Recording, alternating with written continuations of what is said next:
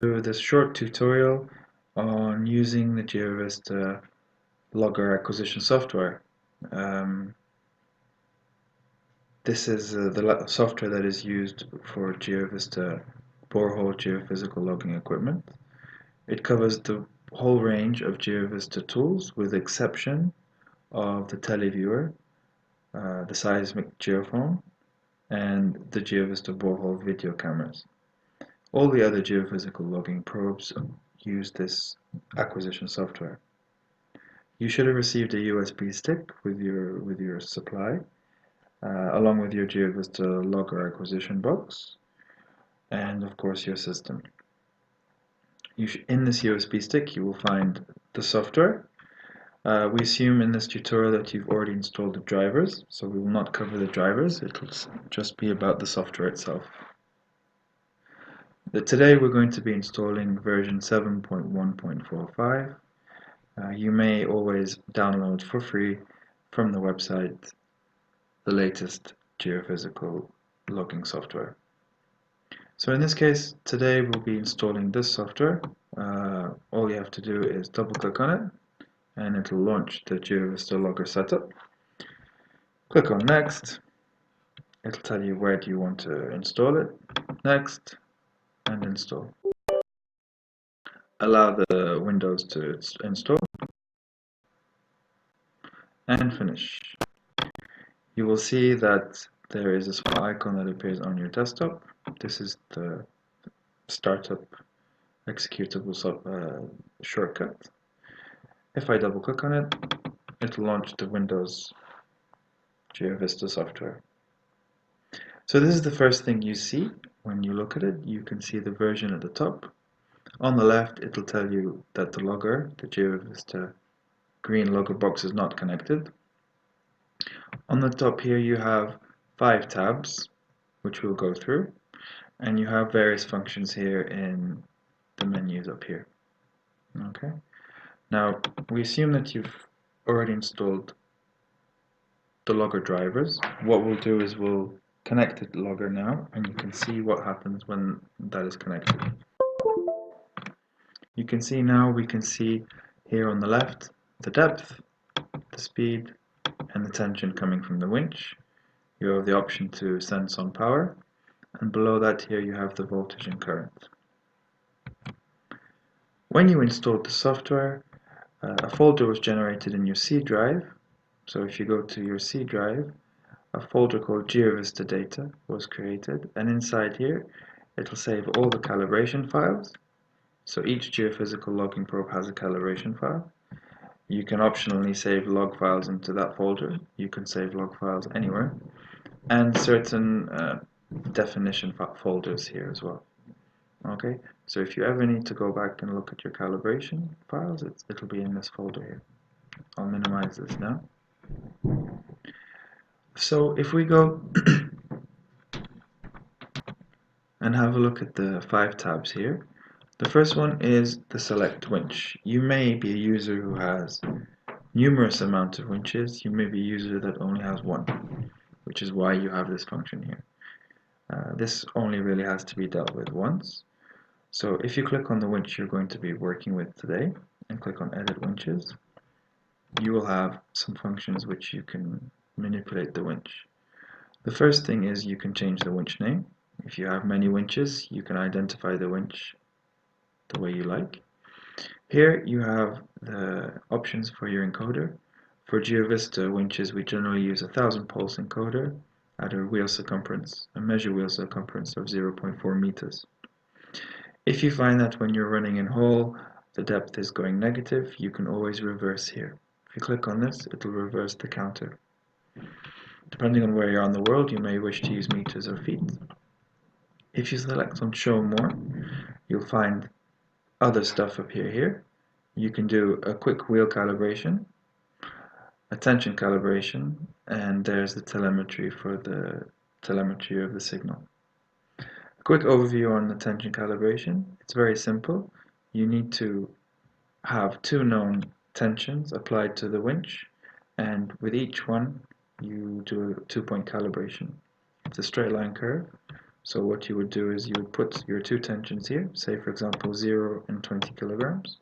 You would apply 0, i.e. no tension, click on this, it'll measure the raw pulses coming from the tension load cell and display the bits here. We'll do the same again for 20 kilograms. You will add 20 kilograms onto the measure wheel, and again you will click on here and you will get your bits here. When that is done, you click on apply. It'll calculate your straight line calibration curve, and that will be saved along with this winch. Winch telemetry is the Geovista telemetry type that we're using. This changes depending on the length and type of cable. There is a help file which will explain this, but very briefly. This is the pulse width of the digital pulse. This is the underdrive, which brings the signal back down if it is hard to work with.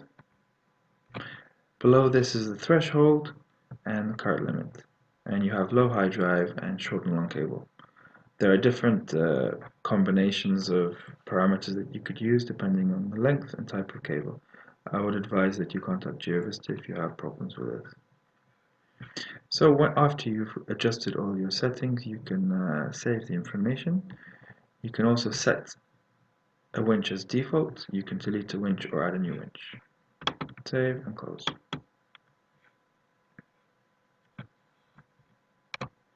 So after I've selected my winch, I'll accept winch, and it'll move to the next tab, which is select stack. Now just before we talk about the stacking, you will have a certain number of tools with different serial numbers. The serial numbers will be found at the top of the probe engraved. Now you need to tell the software what probes you have. This can be done in the top here, edit, go to my sons. This window will appear, and then you can add whatever sonde you want to add. Okay.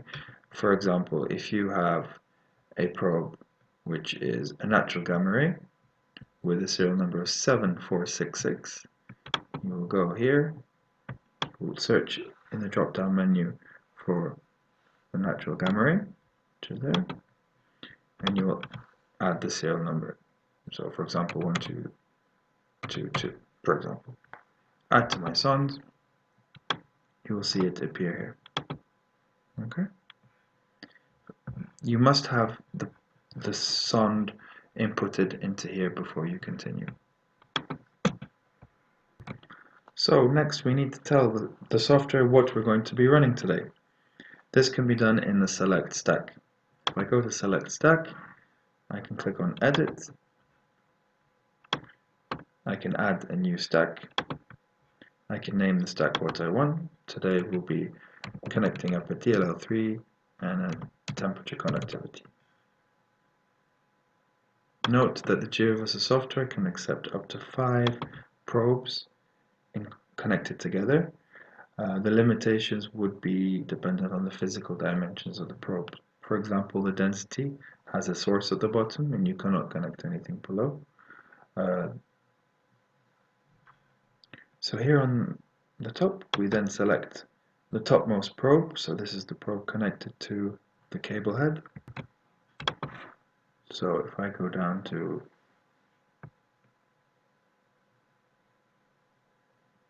geofocus resistivity sonde, I will make sure I'm selected the correct one. Today we have 7T45 connected. Then the tool that is connected directly below that is the temperature and conductivity inline sonde. Its serial number is 6518. This is the stack that is physically connected to my cable head. You can see here it appears with the dual focus resistivity sonde, the length, and the temperature conductivity sonde and the length. Okay, I'll save changes and I'll close.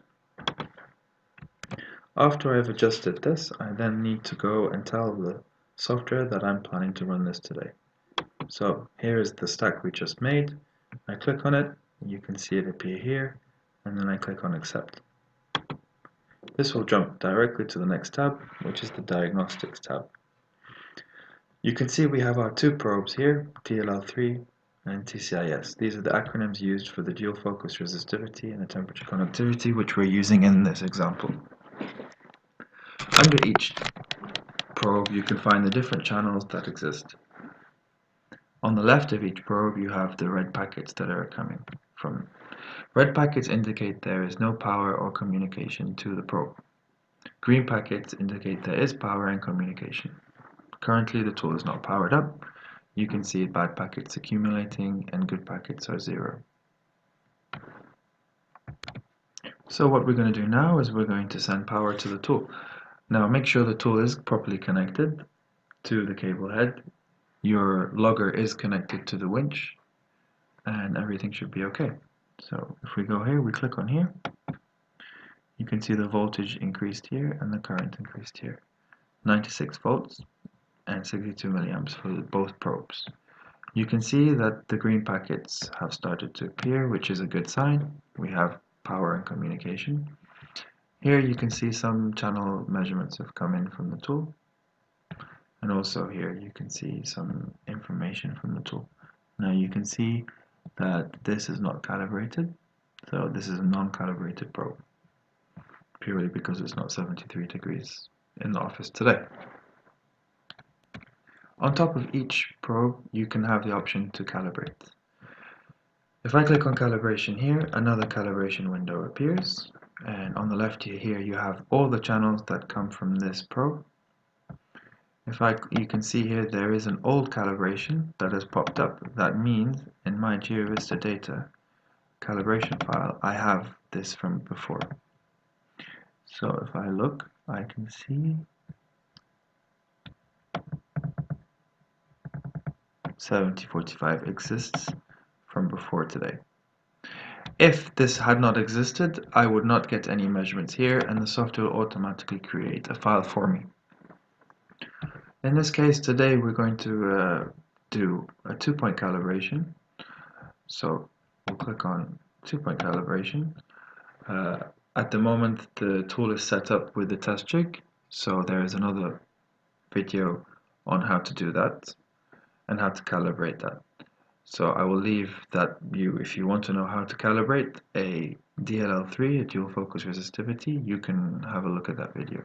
For now I'm not going to go through the calibration process, but this is where the calibration is done.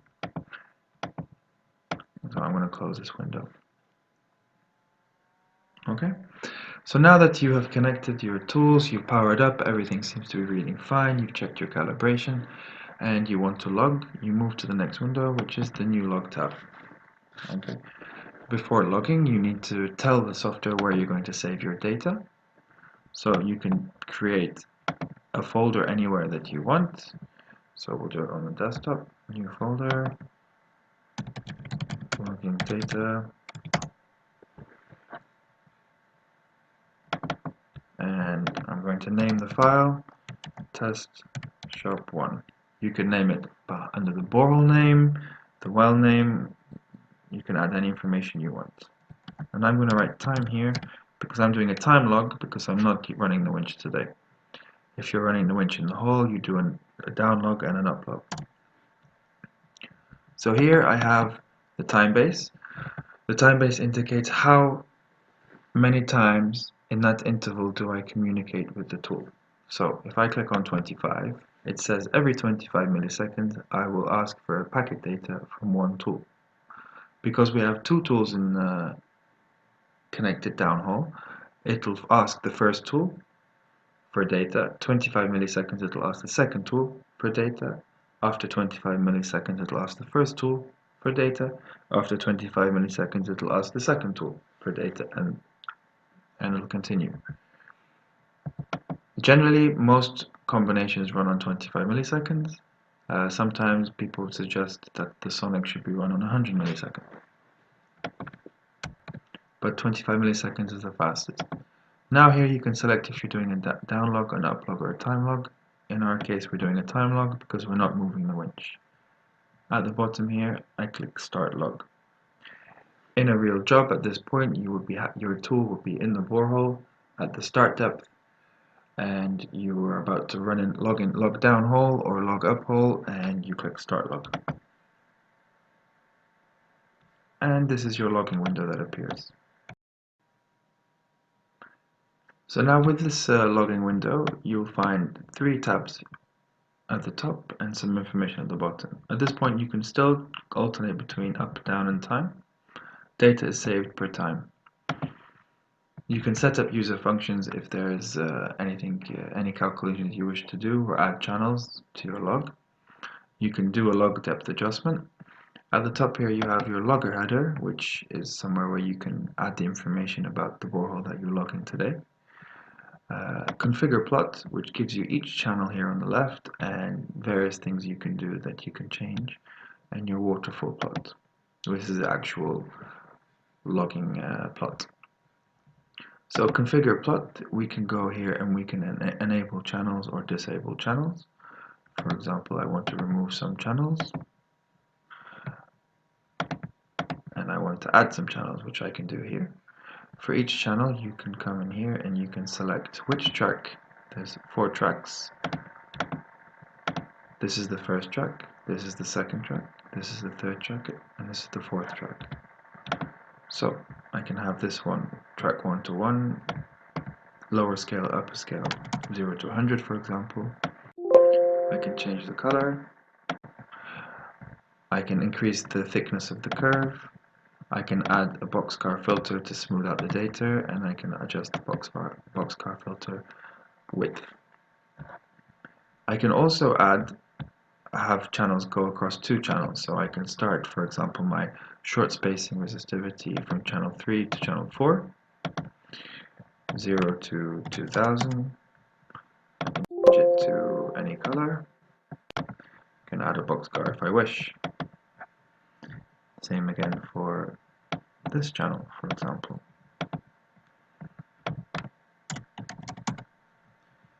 Change the color, and I can add a boxcar if I wish. If I go to my water, you can see how it started to appear. This is the channels I just generated. Okay, so this is running in time mode. I have here my conductivity, which is not reading anything because I am in air. By the way, just for your information, this will wrap, so logging curves will wrap around, so you need to make sure you have the correct scales here. Additionally, you have this cursor that you can read so when I move per channel, I can read different measurements of that channel real time. If I right in the middle here, you have time, so that's 3 minutes, 4 minutes, 5 minutes. If you're logging down, you'll have depth. If you're logging up, you'll have depth. You'll also have minute markers that will appear. If I right click here as well, I can remove the auto scrolling, so while you're logging, it'll automatically scroll up and down. Here you can change the vertical scale, and you can change the background color. These are just options for you. So this is simply how you would log. Ideally, you can close this here, move this to the side. I hope you have a larger screen, and you can keep the diagnostic screen on the right so that you can make sure that you are still communicating with all your probes and you're logging correctly. Okay, but I will change now, for example, the resistivity from the test box, and you can see that it has changed there. So this is us logging now. When you finish logging, you can close the window. It'll prompt you, are you sure? You press OK, and down here you click finish log. And are you sure? Okay. That is the end of the log. To open that log, we'll then go to replay log file. This is the last page, last tab. Browse for log. Look for the data that we just logged. Open. And it will open here. You'll have the same waterfall plot we just logged. You can still configure all the data here, and there's an extra tab here that says export. You can create a last file by selecting which channels you want to have in the last file. So for example, I want those channels there, and I also want the depth and tension, for example. And at the bottom here, I export data. Export data, I name the last file that I want to create. And if I go to that folder,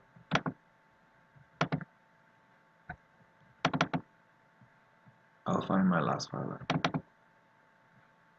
Okay, which is a standard international last file. Additionally, here you have, this is the logging data here. There's two files, an XHD and XRD. One is a header, one is a raw data file. This is the file data that is created every time you do a log. These files are named exactly the same. If you rename one, you must rename the other. I'd advise you not to rename because you won't be able to read it with the software. Going back here, finally, you can also print to PDF. So I hope you have a PDF printer on your computer. If you click on here, the printer will come up. You can change the colors, so background color, you can change the background color, major grid and minor grid, and the text color there. You can choose to add the log header if you wish. This here is a print waterfall plot, and then you can select the plot scale. In this case, it's defaulted 100. You can select here your printer, or you can print a PDF. So I will print as it is now. To generate the file.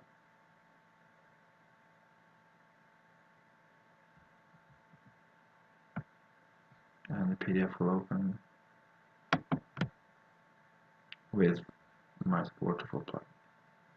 Okay. You can do as you please with this this PDF. I'm not going to save it. Okay, so I'm going to close this window now, and I can choose to save the configuration or not. Go back to the logging software. Just a few more points. When I click on a folder, I can see here. So this is a folder. I can see here the log in that folder, and it'll give me a quick view of what's inside that logging file. To power down the tool, you can see it's still powered up. I just click on this, power down. You can see the voltage and current goes off. Let's have a look at up here. Here you have an import function.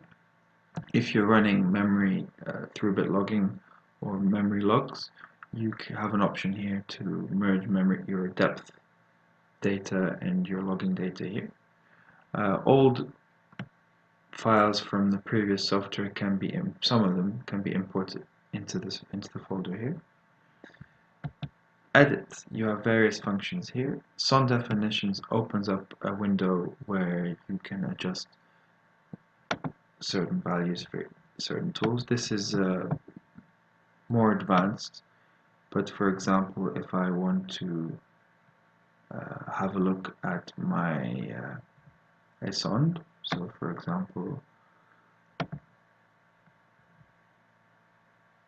caliper, for example, if I open this, it's got the son name, it's got the son length, which can be changed here. It's got its acronym, it's got the address, and it's got certain parameters regarding this probe.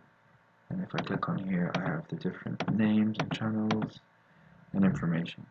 Now, I'd advise nobody to touch these, but it's there for you if you wish.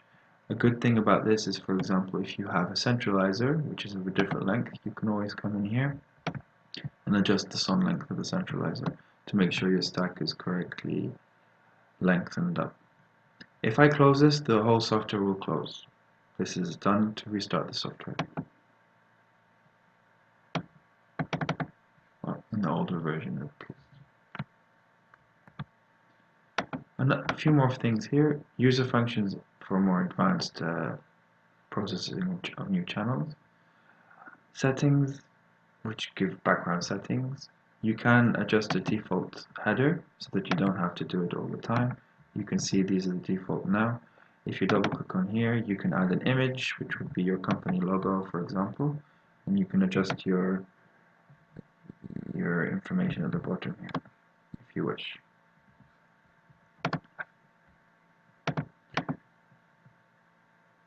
can set depth here. Also, you can set depth by right-clicking here and set depth. This is important. You have to zero your probe before running in hole. This is where you do it. You can either zero, where that zero comes into play, or you add stack length if you're zeroing at the cable head. And if you accept, you can see it updates. It updates there. If you double click, you get a bigger display like this, just in case you're working a bit further away. A couple of meters away, you can see it a bit clearer. Misons we have discussed. Auto depth is if you want to do a simulation at surface. For example, you're working in the workshop. You can turn auto depth on, and you can increase the speed. And you can see it simulates that you're running in hole at 3.45 meters per minute, and that's your depth.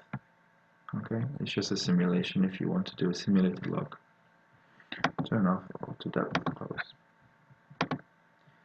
And finally, this is the telemetry, which is something we discussed very previously. There's also the option to change the telemetry functions here. And that's it. This is a basic tutorial on how to use the Geovista logging software. You may find in later versions small things change. We are always improving our software. If you have any information, please don't hesitate to send an email to Geovista. Someone should reply to you very quickly. And happy logging!